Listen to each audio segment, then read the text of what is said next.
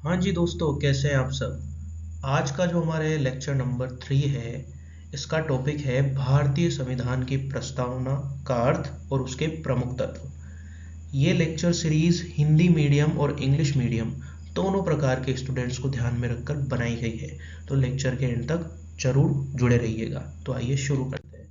तो सबसे पहले हम बात करते हैं कि आज हम क्या देखने वाले हैं, हमारे टॉपिक क्या है, हमारे पॉइंट्स क्या है। तो पहला हमारा पॉइंट रहेगा मीनिंग ऑफ द प्रीएम्बल, यानी कि प्रस्तावना का अर्थ क्या है। फिर दूसरे हम बात करेंगे कंटेंट्स ऑफ द प्रीएम्बल, यानी कि प्रस्तावना के क्या क्या प्रमुख तत्व है। तो आइए शुरू करते हैं। सबसे पहले हम बात करते हैं मीनिंग ऑफ द प्रीएम्बल की। तो जो हमारी प्रस्तावना है वो कुछ इस तरीके से है। आप सबने कभी ना कभी अपनी ज़िंदगी में प्रस्तावना को देखा होगा, या मतलब सुना होगा, या अपने स्कूल डेज में बोला होगा। हिंदी मीडियम वालों ने हिंदी में, इंग्लिश मीडियम वालों ने इंग्लिश में, लेकिन आपने कभी ना कभी इसे पढ़ा ज़रूर होगा। तो ये हमारी प्रस्तावना है जो बोलती है कि हम भारत के लोग भारत को एक संपूर्ण प्रभुत्व संपन्न गणराज्य बनाने के लिए तथा समस्त नागरिकों को सामाजिक, आर्थिक और राजनीतिक न्याय, विचार, अभिव्यक्ति, विश्वास, धर्म और उपासना की स्वतंत्रता, प्रतिष्ठा और अवसर की समता प्राप्त कराने के लिए तथा उन सब में व्यक्ति की गरिमा और राष्ट्र की एकता सुनिश्चित कराने वाली बंधुता बढ़ाने के लिए दृढ़ संकल्प होकर अपनी संविधान सभा में आज तारीख 26 नवंबर 1949, यानी कि 26 नवंबर 1949 को हमारा संविधान स्वीकार किया गया था, को एतद द्वारा इस संविधान को अंगीकृत, अधिनियमित और आत्मार्पित करते हैं। तो ये हमारी प्रस्तावना है। अब आइए आगे बढ़ते हैं, लेकिन उससे पहले एक छोटी सी अपील।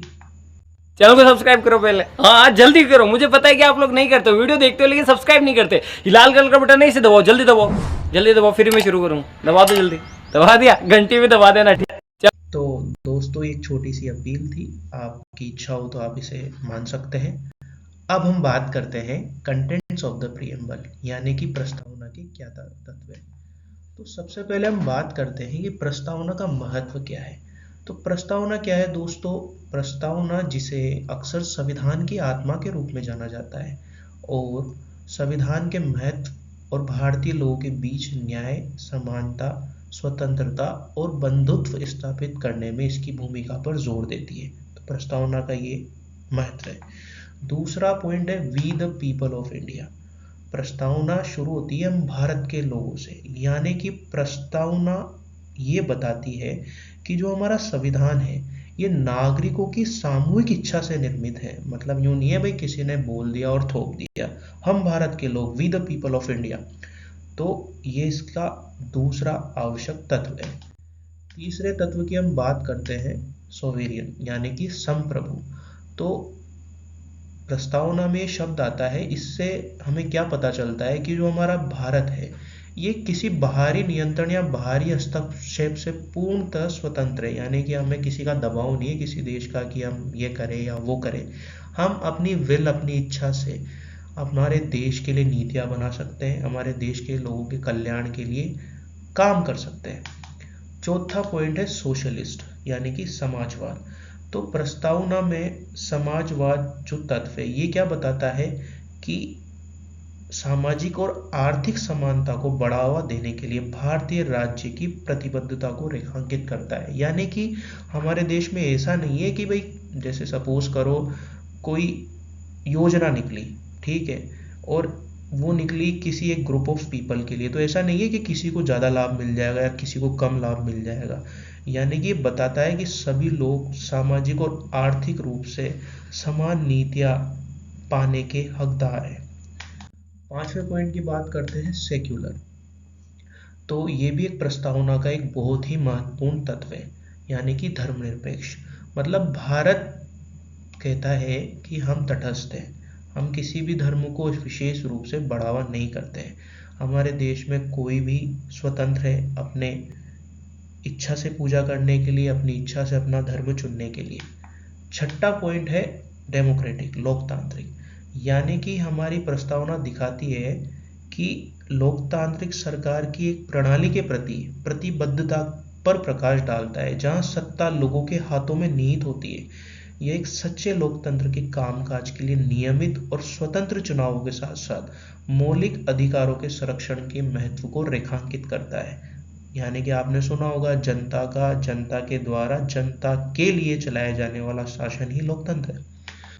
7वें पॉइंट की बात करते हैं, रिपब्लिक यानी कि गणतंत्र। यानी कि ये दर्शाता है कि भारत में राजशाही नहीं है, राजा का शासन नहीं है, गणतंत्र यानी कि जनता का शासन है। 8वां पॉइंट है जस्टिस। जस्टिस का मतलब न्याय। तो प्रस्तावना क्या करती है, सामाजिक, आर्थिक और राजनीतिक न्याय की खोज पर जोर देती है। ये संसाधनों के समान वितरण, सामाजिक न्याय और ये सुनिश्चित करने के महत्व को रेखांकित करता है कि सभी नागरिकों को राष्ट्र की प्रकृति के अवसरों और लाभों तक समान पहुंच प्राप्त हो।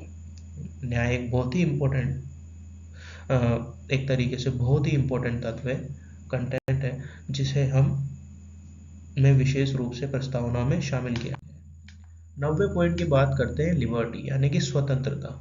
स्वतंत्रता एक किसी भी देश के विकास के लिए वहाँ के नागरिकों को स्वतंत्रता प्रदान करना बहुत ज़रूरी है। तो स्वतंत्रता व्यक्तिगत स्वतंत्रता और नागरिक स्वतंत्रता के संरक्षण का प्रतीक है। यानी कि यह नागरिकों को आश्वस्त करता है कि उन्हें खुद को व्यक्त करने, स्वतंत्र रूप से घूमने और अनुचित राज्य हस्तक्षेप के बिना रहने का अधिकार है। व्यक्तिगत और राजनीतिक स्वतंत्रता को भी ये बढ़ावा देता है। ये हमारा एक मौलिक अधिकार भी है दोस्तों, ध्यान रखिएगा। 10वां, इक्वेलिटी यानी कि समानता। समानता का सिद्धांत इस बात पर जोर देता है कि सभी नागरिकों के साथ कानून के समक्ष समान व्यवहार किया जाना चाहिए। यानी कि बिना किसी जाति, बिना किसी धर्म, बिना किसी लिंग या अन्य भेदभाव के आधार पर ये गैर भेदभाव को अनिवार्य करता है। ये भी हमारा एक फंडामेंटल राइट यानी कि मौलिक अधिकार है। तो दोस्तों, हमने बात करी meaning of the preamble and content of the preamble के बारे में। तो सार रूप में हम क्या बोल सकते हैं कि प्रस्तावना जो है, ये एक तरीके से पूरी जो संविधान है हमारा, जो हमारे संविधान निर्माताओं की जो सोच है, उनका क्या उद्देश्य था, वो क्या चाहते थे, उसे दर्शाता है। It serves as a moral compass for the nation, providing a vision for a just, equal and democratic society the Bharat continually strive to achieve। यानी कि ये बताता है कि हमें क्या क्या चीज़ें प्राप्त करनी है। हम भारत के लोग, ध्यान रखिएगा, यानी कि ये हमसे मिलकर ही बना है। तो दोस्तों, आपको ये लेक्चर कैसा लगा कमेंट सेक्शन में ज़रूर बताएं। साथ ही अगर आपको ये लेक्चर अच्छा लगा हो तो अपने दोस्तों के साथ इसे शेयर करें। हम मिलते हैं अब आपसे अगले लेक्चर में, तब तक के लिए अलविदा, बाय बाय।